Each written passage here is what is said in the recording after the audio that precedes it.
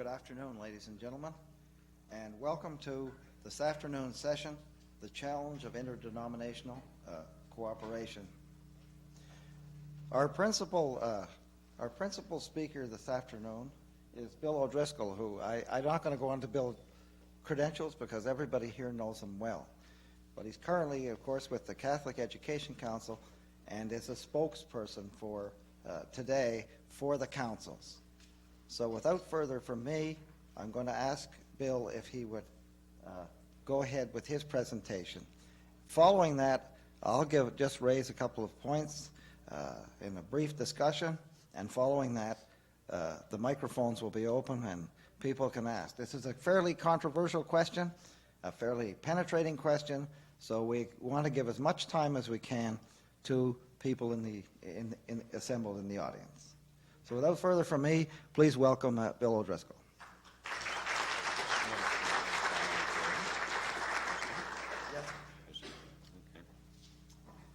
Thank you, Art.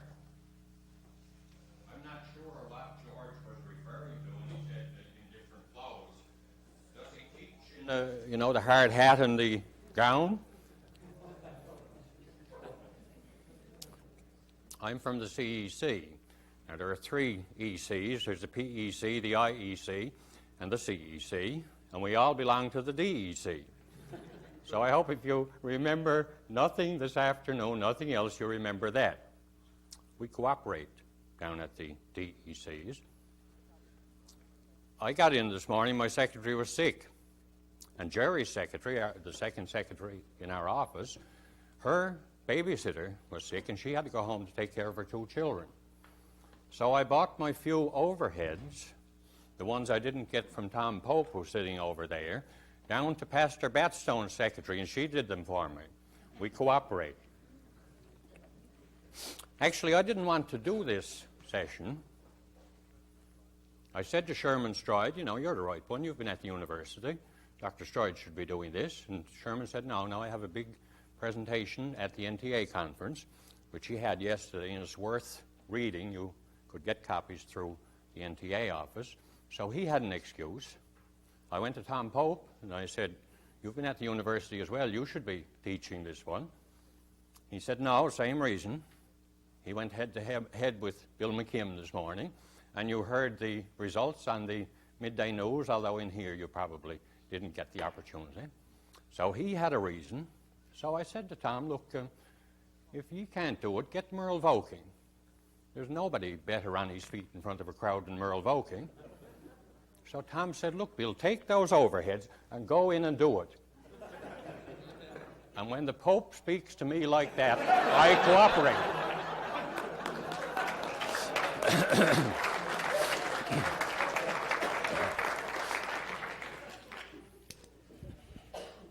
I strangle myself here. Sherman, in his section yesterday, talking about the future effect which religion will continue to have on education in this province, quoted from Richard II, Shakespeare's Richard II, John of Gaunt. And his quote was, when he got into the prophetic section, methinks I was a prophet, new inspired, or something like that. And I said to him, now, boy, if you're working with the church arm in education as you are, you better take your quotes from the proper place. And I gave him one from Matthew. If you're going to play the prophet, think about the quote which says, a prophet is not without honor except in his own country. And the modern day translation is even better. A prophet is respected except in his own country and in his own family. Tom Pope gave me the overheads. Have I got my time up yet, Art?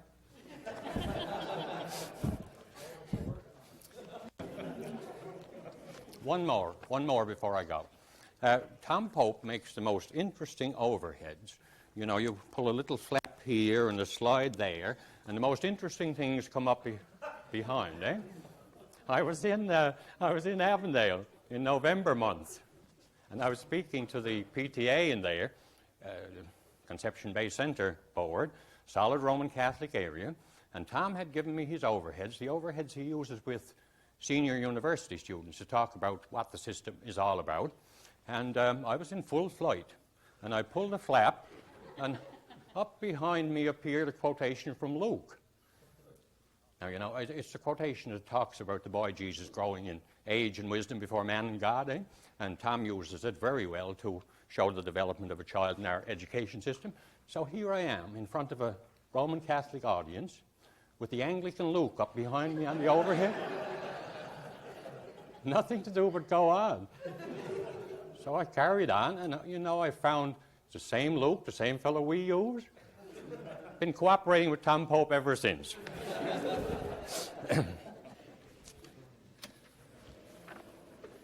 This is my outline as far as I get with it. There is a copy for distribution afterwards. Is there anybody in the room cannot read from where you're sitting, cannot read that screen? Okay. I'm going to look first at the historical and philosophical basis of our education system very briefly, because I want to concentrate on the topic, the challenge of interdenominational cooperation. I'm going to look, number C, at the current situation in the province with projections. Now, you had a session already with Harold Press, somebody told me. I'm not staying there very long. I'm going to talk around it with implications for interdenominational cooperation. I'm going to look, number D, and here's where I will concentrate, recent developments in interdenominational cooperation, factors which will influence future cooperation. I'm going to look at various possibilities, and then I'm going to finish with a model of what I think will happen in interdenominational cooperation in the next 10 years in this province. Let's look first at the historical and philosophical basis. Not touching history. You know, you're all senior people in the system, and it's great to see so many familiar faces from NTA days and elsewhere. You know that we have, in this province, a public system of education in a denominational framework. You know that education is a partnership between the government, through the Department of Education, and the churches, through the councils with which Tom and I work. You know that government, from our tax dollars, supplies 95% of the funding. The rest comes from locally raised monies and local school taxes. You know that government sets the curriculum, and if you think we were involved in the censorship, you don't know a whole lot about the system. You know otherwise. We were not. That book did not come to the councils because the councils, that's the government responsibility, money and curriculum. The councils add religious education, family life education. Oh yes, we have a general interest in all the curriculum, naturally. We spend the capital grants, allocate them, dole them out, $150 million of needs, and we have $27 million to work with each year. And we recommend our teachers for certification. That's how the partnership works. What's the philosophy of education in this province? Two particular items. Number one, it is the parent's right to educate the child in the traditions and values that he and she wish. That's not only a Christian philosophy of education, it's broader because it's straight from the United Nations Declaration of Human Rights, Article 26, I believe, which says the same thing. The parent has the first right and obligation to educate the offspring. The rest of us, you know, as good as we might think we are, and as good as a job I'm sure we're doing the best we can anyhow, we're only helpers to the parents. And the corollary of that is we do not educate. The young person himself, herself, educates. The young person is the chief agent in educating. He or she educates himself, herself. We only assist. We only clear the brush. We only put opportunities in the way. The spin-off from the parent first right is this. Our system is not discriminatory, as people, a small number, are inclined to say, because you follow that philosophy and the parents, the 3% of this province, who belong to denominations outside the recognized denominations for education and who belong to no denomination at all, the 3% of our population, 18,000 people, they have every right, and I always put in where numbers warrant here, borrowing it from our charter, of course, where numbers warrant, where numbers would justify, to have their children educated in the values and traditions that they hold. Our system is not discriminatory with a philosophy of education like that.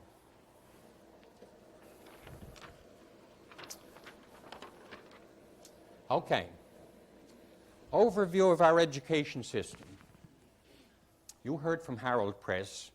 I won't stop on the partnership because I have to hurry. The chair really squeezed my time. You know where it's going, eh? It's down 20% already this year from the peak year back in 1971. It's going another 20%. You know what we're doing with them. My wife is from Avondale, 13 in her family. Her parents spent Christmas in Ontario, Kitchener-Waterloo, Brampton, that belt. 10 of their children are there, raising their children in the Ontario system. They'll never be back to Avondale, except to visit their parents as long as they're alive. They're raising their children in the Ontario school system. Small families, 1 and 2, 3 in one case. They'll never be in our system. We didn't grow between, but I don't need to get into this because Harold Press told you that the bottom is dropping out of it. We're going to end up with a few centres, 7, 8, and the outports. I saw a program, many of you would have seen it too, the senior class from Branch interviewed on the one Ann Budgell does about 3 weeks ago on camera. And they speak so well today, eh? We can be proud of them as they come out of our system.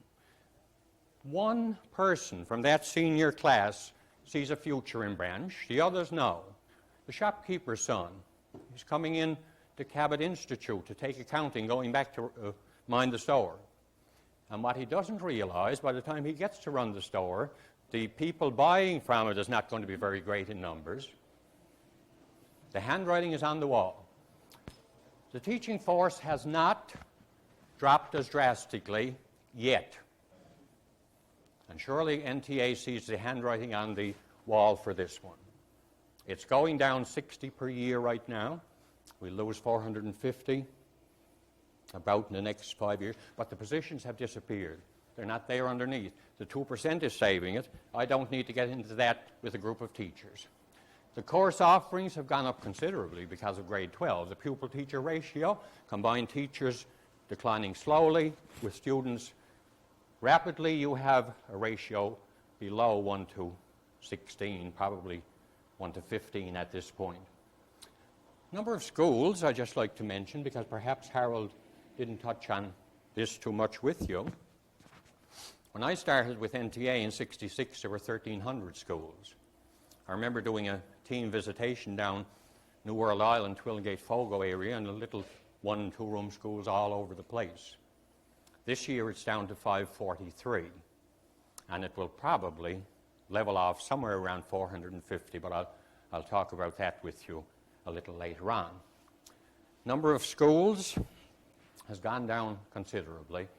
You don't cut it down from 543 very quickly, naturally, because existing schools are in not too bad a shape. It will be as new buildings come that we'll move perhaps in the 450 range that I mentioned there.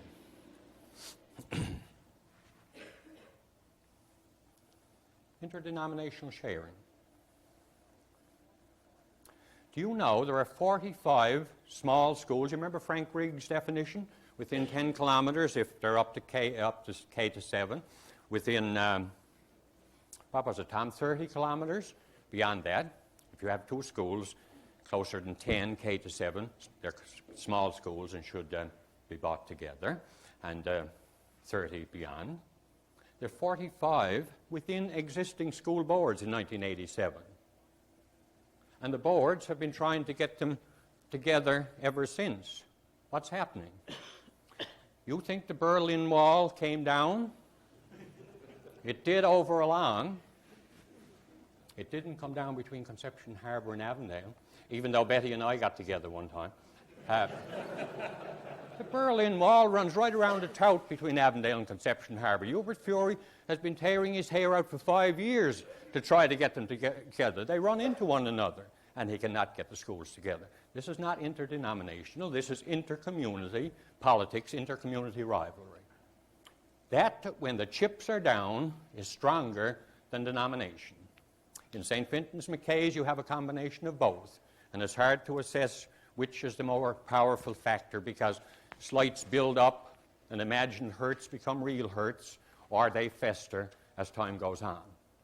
What I'm saying is there are factors that will be just as strong as denomination in attempting to bring the schools together in areas where, because of changing communication patterns, mainly improvement in roads, they could and should come together for the benefit of the program offered to the young people.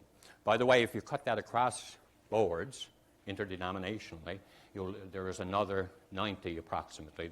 There were in 1987.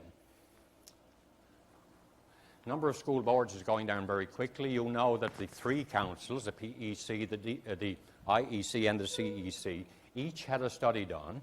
You know that there used to be 248 school boards, again, when I started with NTA. You know there were 35 after the reorganization in '69. That 35 is down to 31 as I speak. Will be down to 29 as of July coming, and most likely, according to Tom's projection, should end up around 35 school boards, and I certainly agree with that. So the number of school boards has declined considerably over the past 20 years. Does someone want to question something? You go right ahead. No? You said 29. We'll be down to 29. Yes. Two more coming. Then you came back to 35. We started with 35 in 1969. It's down to 31 today. There'll be four more coming together into two as of the 1st of July. That'll be 29. And there is a lot of reorganization on the Avalon in the Roman Catholic system yet to go. That'll be down to 25? You argue that with Tom Pope. It'll be somewhere there. You said 35 by accident. I'm sorry. I thought you said 35 by accident. It was 25, I think. I should have said 25. I'm sorry. Yeah. And thanks for correcting me. Expenditures on education. You know, you can rationalize how you like. You can talk about the excess expenditures because of the denominational system, and I'm going to debunk that myth today if I get a chance at all. You talk about whatever you like, and you have to realize that our system of education has been funded at 70% of the Canadian average for as long as I've been involved in education. Oh, variance 2 or 3%, eh? 70%. We'd need another $200 million this year if we were to be funded only at the Canadian average. Now, you know, take the other side of that coin.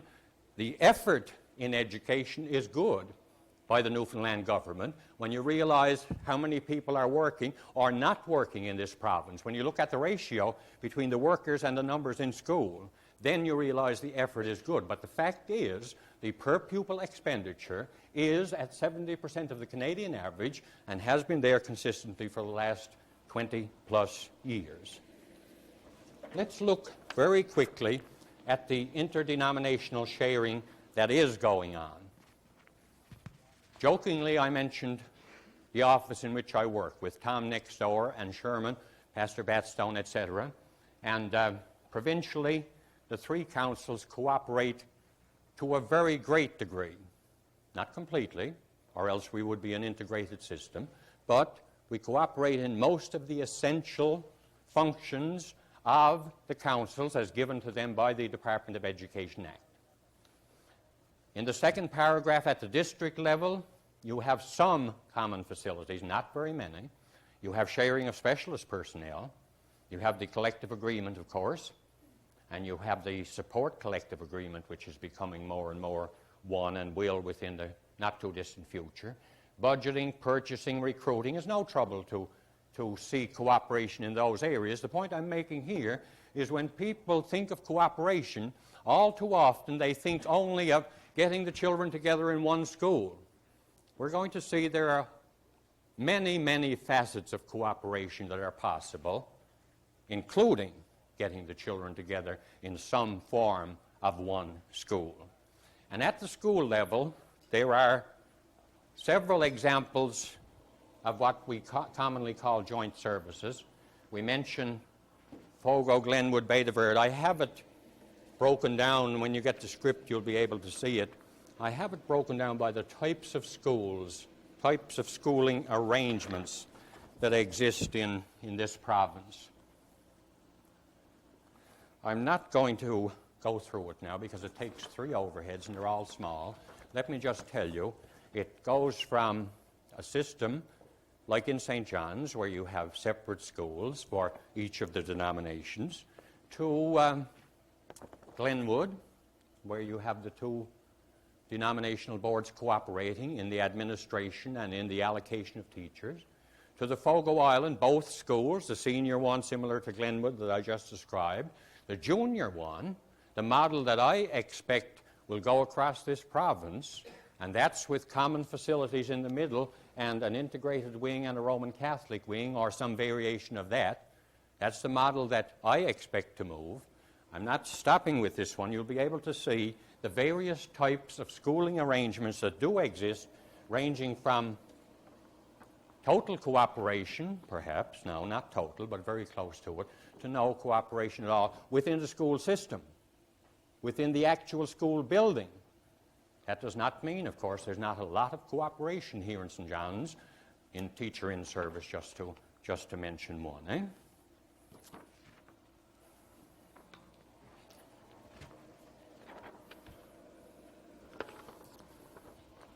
Let me look then at some recent developments.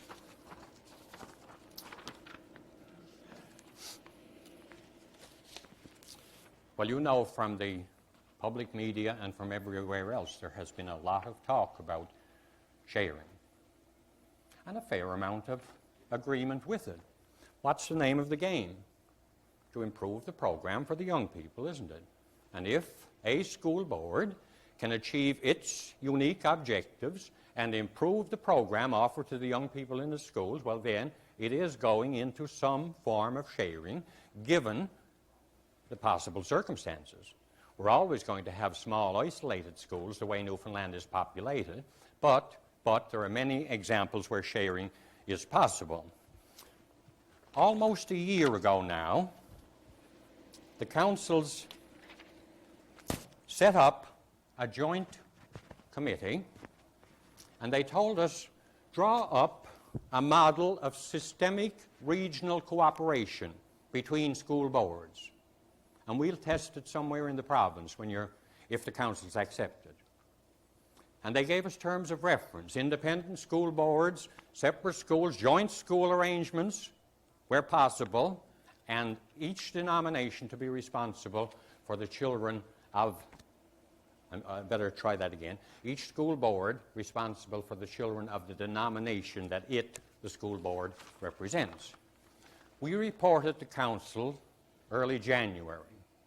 And this is out there among all the school boards in the province.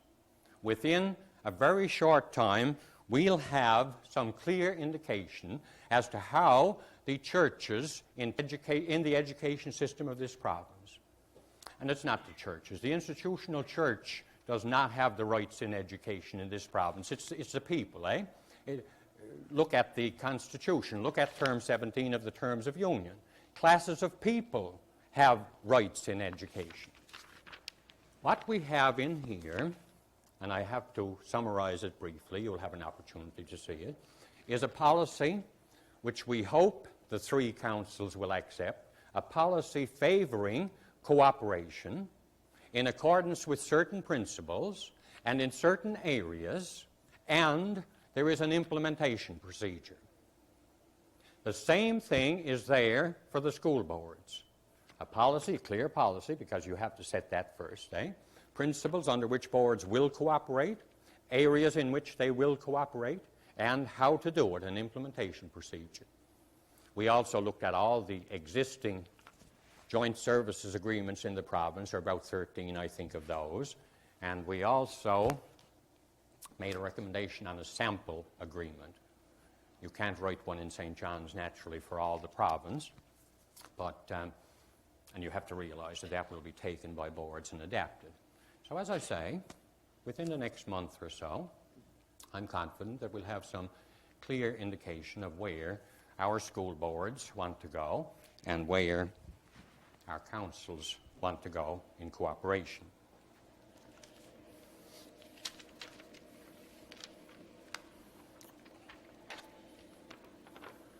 Okay, let's get into the essence of it.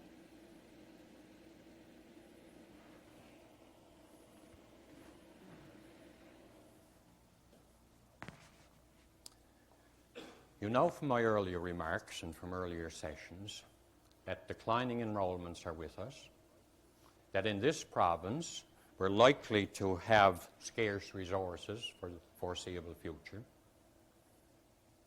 You know, it's almost depressing.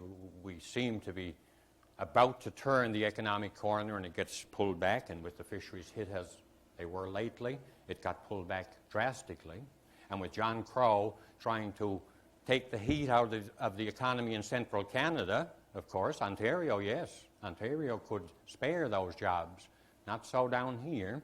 A lot of heat to be taken out of some places if they could pass it along. But what I'm saying is, these two factors, declining enrollment and scarce resources, the financial I mentioned, but personnel, resources not too bad in education, of course, combined with those factors will influence the future of cooperation. What do we have? Existing rights. The people, always the classes of people to whom the rights were left by term 17 of the Terms of Union, and the classes of people who are Pentecostal, who were included in that group at a later date, will always have these rights, subject to constitutional amendment. And even then, there is some debate as to whether those rights, even if not exercised, can disappear.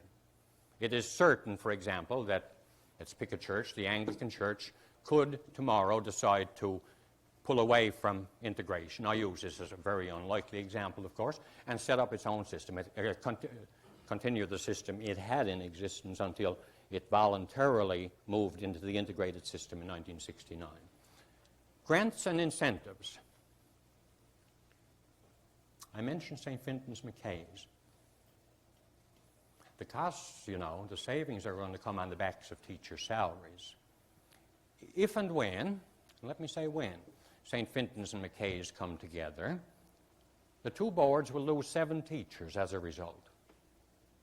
2 small schools and the mean enrollment. You know how the allocations are done, eh? I don't have to tell this group of principals and vice principals. Now that's 7. The only saving factor there is a 2% savings clause.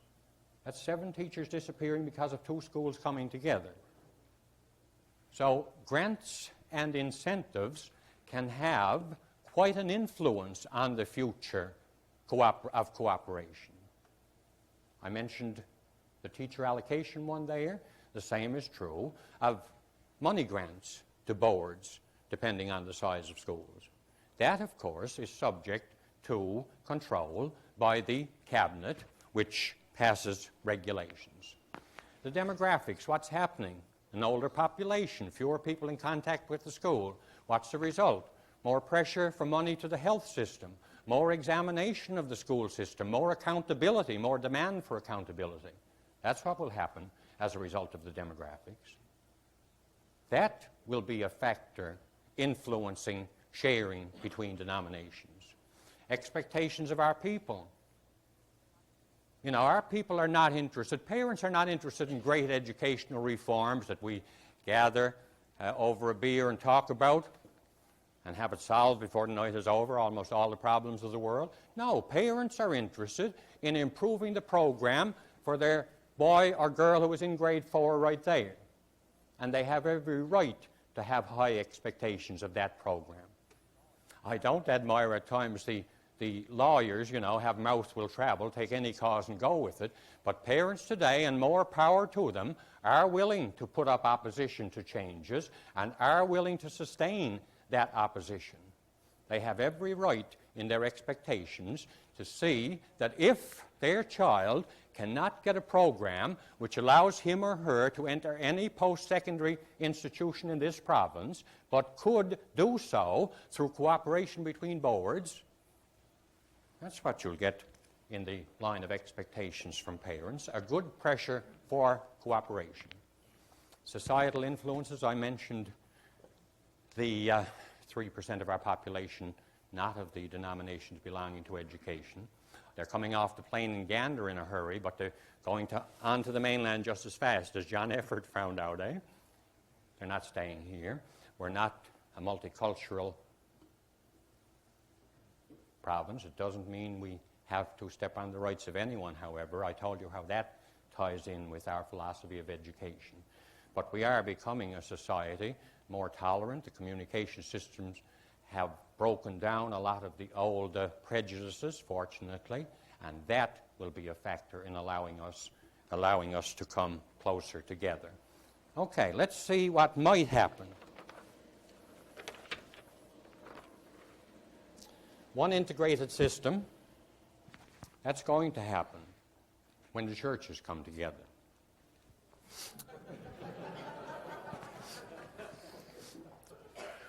Some of you are only young people. You might live to see it. It's going to happen, I'm convinced, but I don't know when. It's not going to come from the top. What's the old story? If you have 4 races, you're not looking for a New Deal. It's going to be forced by the people coming together. And then we will integrate in the Christian tradition with allowances for people outside that. Number 2, increasing cooperation on a planned basis. That's the one that's likely to happen, following that report that I summarized very briefly earlier on. Number 3, there used to be a dance by that name, 5 minutes more. Thank you, Art, but no, there's a better person down there. I'll get back to the second one. We will certainly not step backwards, and it is highly unlikely that we will have a totally secular system with the traditions and values that we have in common. When I gave you the philosophy earlier on, it was just as true of the Pentecostal denomination as Roman Catholic, Anglican, or any other. It's a common Christian philosophy that we share. So most likely then, the denominations will come together. They'll cooperate selectively.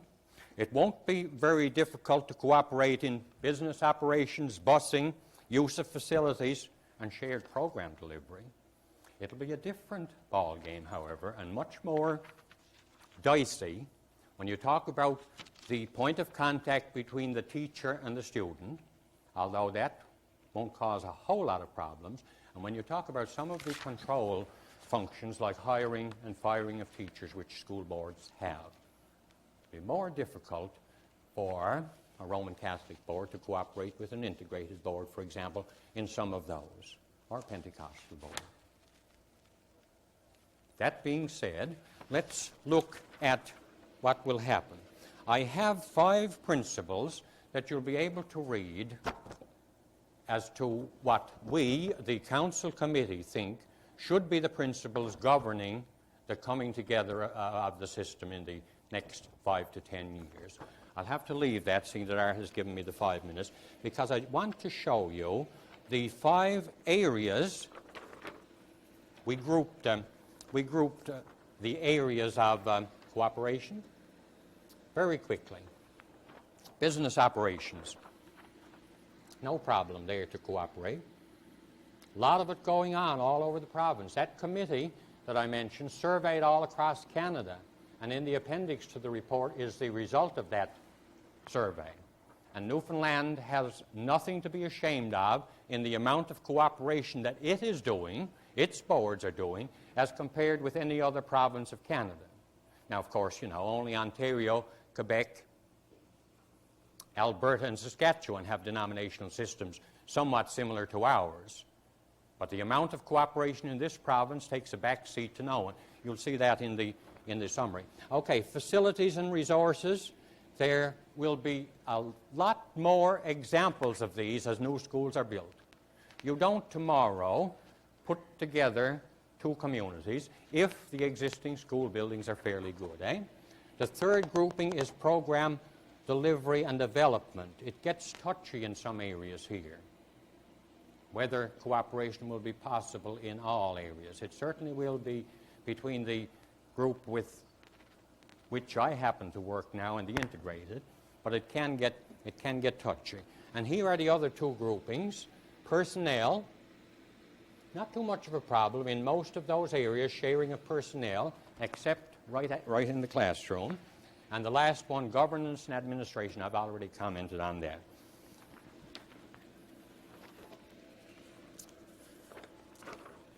I have implementation procedures. I'm going to let them lie. I have to use at least one of Tom's overheads because after the build-up at the start, I couldn't sit down without using one, and I've used it incorrectly. You need a degree in overhead use. Since Jude White left the Department of Education, they've never been as good. Anyhow, it's all up there now. You'll be able to read it in the text. It is an attempt to show that the duplication in the system that people keep talking about is not nearly as great as most people think. It shows that of the 315 communities in this province that have schools, 84.4% of them, the bottom grouping, 266 communities have only one school, a school of one denomination. There are 40 communities with schools of two denominations. There are 8 communities with 3, and there is St. John's with the 4. I want to debunk 3 myths I mentioned to you before, and then I'll sit down realizing I've only used 4.5 of the 5 minutes that Art gave me at this point. The much quoted comment from the NTA brief of 4 years ago is very unfortunate. The quote from the brief, and I appreciate NTA used guesstimate and unresearched opinion, and said $1 in 5 is wasted on denominational isolationism. And you had the bean counters from the Board of Trade last week take the total education budget, including Memorial, Cabot Institute, and the works. They were able to multiply it with a calculator and took 20% and said $130.7 million is wasted because of the denominational system. I hope you'll take time to read Tom Pope's presentation this morning at the Down the Garden Path conference. I hope you do, because Tom clearly shows that the cost is somewhere. Loyola Hearn used this shortly after the NTA brief. Nobody heard this. Lauren Wheeler and worked it out, of course. The cost is somewhere around 1% or 2% of the budget, and that the people are more than willing to pay for, and they've proven this in poll after poll over the years, the latest being the one Bob Crocker and Research Associates did for the 2 task forces last year, for the benefits of the denominational system. The cost has been exaggerated. Number 2 cost is the one, Tom's fancy overhead, which I misused, and number 3 myth, which I would like to set down, is the system is not discriminatory. The system supports the rights of others to have their system. It's our very philosophy. I have to add where numbers warrant. I shouldn't, but I have to add it to be realistic. So that's it. We will come together in the next 10 years to a degree that we don't realize today. You know, maybe I'll come and speak to this group next year, and you'll say, "Go away, Bill, you're all wet." Well, you know, if I had come last year and said to you, "Do you know who the best rookie in the NHL next year is going to be?" Not going to be Rod Brindamore. Not going to be Brian Shanahan. Two good Canadian names. Brindamore, the best out of Quebec, and Ron Shanahan, the best out of Ontario last year. No, the best rookie this year in the NHL is Sergei Makarov. And with a name like that, he wasn't born in Conception Harbor. A 32-year-old Russian is the best rookie in the NHL. What did we give him in return? A 700-seat McDonald's restaurant. Biggest one in Moscow, biggest one in the world. What I'm saying is, to be serious, change comes so quickly today that even though we will move in accordance with the principles and in the areas identified in the report to which I referred and in the paper of which you will get a copy, who knows how far we will go. Look at how quickly things have changed, not only in the NHL and elsewhere. Look at what happened in Hungary. Look what happened in Poland. Look at the Berlin Wall, to which I referred before, alive and well here, but no more dangerous than the Garden Gate over there. You know, they hove out all the old crew out over there, and to get elected now, all you have to say is, I'm liberal. Maybe there's hope for John Turner after Sheila Copps takes over in June.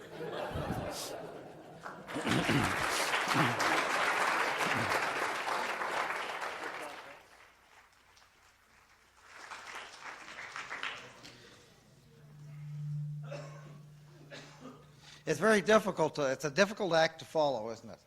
Right? Our very erudite and witty representative from the Catholic Education Council. And I certainly compliment the councils and their apparent thrust towards interdenominational cooperation. However, I feel at the same time that it's not going to be an easy course. That several impediments, if you will, to change are readily identifiable. And I just thought I might pass a few of them along to you and let you evaluate them as you see fit. The first one that I would argue is the resistance of the churches to change. The churches, like any other organization, will seek to expand and or protect their interests. That is, they behave like organizations. Thus, to expect them to in any way compromise, surrender, modify their decision-making in power and education without a fight may be naive. All right? And a few years ago, I would have said the churches and education are going to be dragged kicking and screaming into the 21st century. However, on serious thought, and after hearing Bill, I'm willing to delete kicking. Change the scream to howl. Secondly, it appears unlikely that the government will confront the churches directly. A political rule of thumb in the province is basically messing with the churches is political suicide. The former Conservative government sought some incremental change in reducing the church's power by raising the number of board members to be elected from 1/3 to 2/3. Even this somewhat innocuous change made the churches respond by limiting elected school board members to adherents, members of the faith for whom the boards were founded. And Dr. Pope was well aware of this controversy, I'm sure, and remembers it well. Even though some boards have since recanted, it supports the notion that perceived threats to the churches bring dramatic responses. Still another impediment to change is the possible misinterpretation of public opinion. That is, people may not be too concerned with denominational schooling on a day-to-day basis. However, in a time of crisis, the clergy may well exhort the troops from the pulpit and make the diminution of church power an emotional issue. Another factor inhibiting change is empire protection. Dr. Dennis Treslin, chairman of the Roman Catholic Boundary Study, maintains that the greatest resistance to change comes from superintendents. That is, they see the reduction in the number of administrative units as similarly reducing the number of opportunities for chief executive officers. It appears likely that similar sorts of resistance will be experienced among all administrative personnel at all levels. And that's why some of the agreements that are already in place continue grandfather in some of the positions for a number of years. Yet another barrier to change may well be that publicly funded denominational education is a given in this province. And I don't quarrel with that. You know, I've often been classed as somehow a critic of denominational education. I'm not. I'm a critic of certain aspects of it, but that's fair ball too. Anyway, so what we're saying is a given in this province, and virtually all of the decision makers have been educated under this system, right? Thus, it is the norm, and any change may well be viewed as, and I'm almost afraid to use this term in this group, deviance. All right? So it's a given. However, coming to my most controversial point, all right? The greatest impediment to change may well be the present government, specifically the Minister of Education, who incidentally has a good record in some areas and generally has my respect. However, his liabilities stem from his administrative style rather than his political stance. He appears to believe that compromise is the best solution, and I would argue a somewhat tenuous assumption. As a consequence, every problem, the solution to which may offend some segment of his constituency, is referred to committee.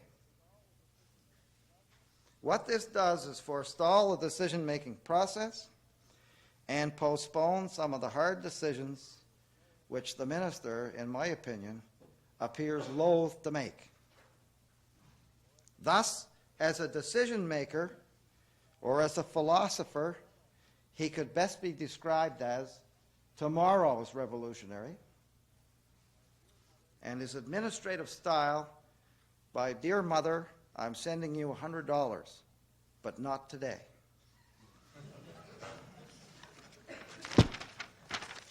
Finally, at a point which Bill touched on, the resistance of communities to the possible loss of their school is obviously an additional barrier to cooperation.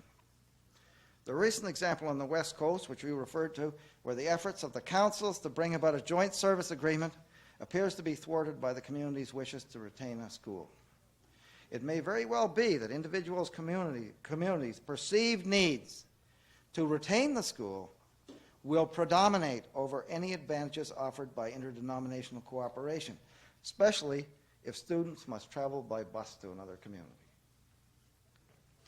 Now, conclusions. What do I draw from all this? You know, I think there are several things.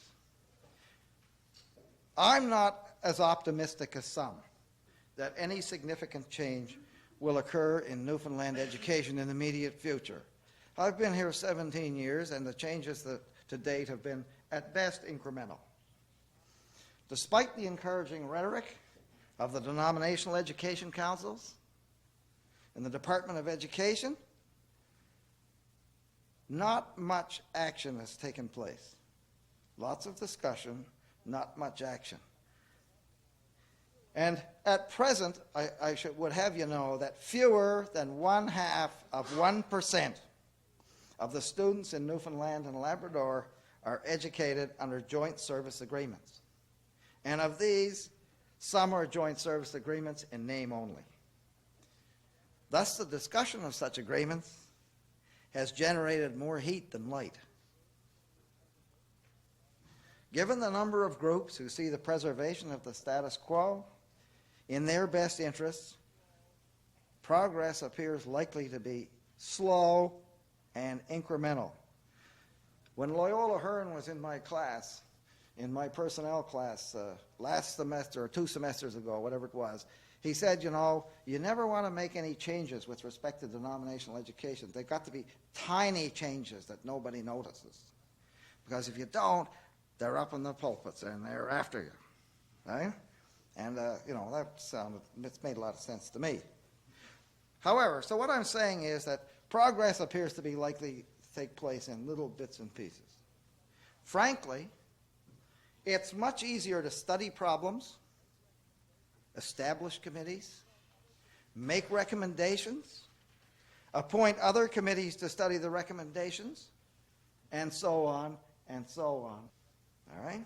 Thus, this is the route most likely to be followed by the government. A path which, although it possesses some obvious downside risk, does not require the potentially perilous and decisive action of major reform. Thank you.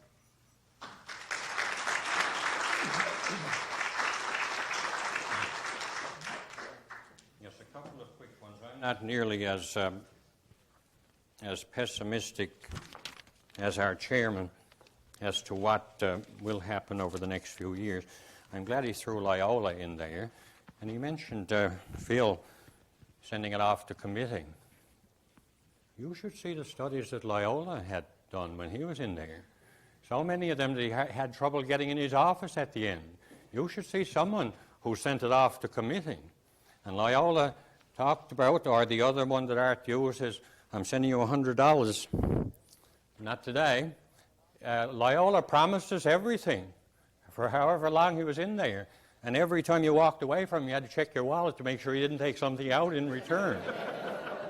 I don't comment on the government. Let me answer Art's points very quickly.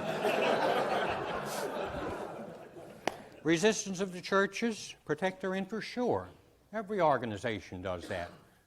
Don't forget what I said, however. The churches don't have the rights. It's classes of people have the rights. Don't forget what I said. The change won't come from the top. If you have 4 races, it doesn't come from there, right? Political suicide, and Art uses the example of increase from 1/3 to 2/3. Don't you fool yourself. The churches have more control as a result of that change than what you cited as the Peckford government's attempt to take away church rights. Incorrect example, incorrect interpretation. Moved in the opposite direction. Treslin's comment, slow to change. Sure, we're slow to change. Jobs mean a lot in this province, more particularly in this province than anywhere else. If a couple of us sat down to cut the province tomorrow into boards and where a school goes, we have no trouble. But that has to be done slowly and carefully. A lot of people in set situations, a lot of people depending on it for a livelihood, and a lot of people depending on them. You have to move slowly. And in that regard, Tom Pope was very successful in keeping in place, with the cooperation of the government, certain positions, primarily the central office people, for a period of time following consolidation. Sure, we resist change if we're in a particular situation. It doesn't mean we're not ready for it, however. It's not a given that it will always be here. It's not a given that it is here. The system will be here as long as people support it. You can be sure of that.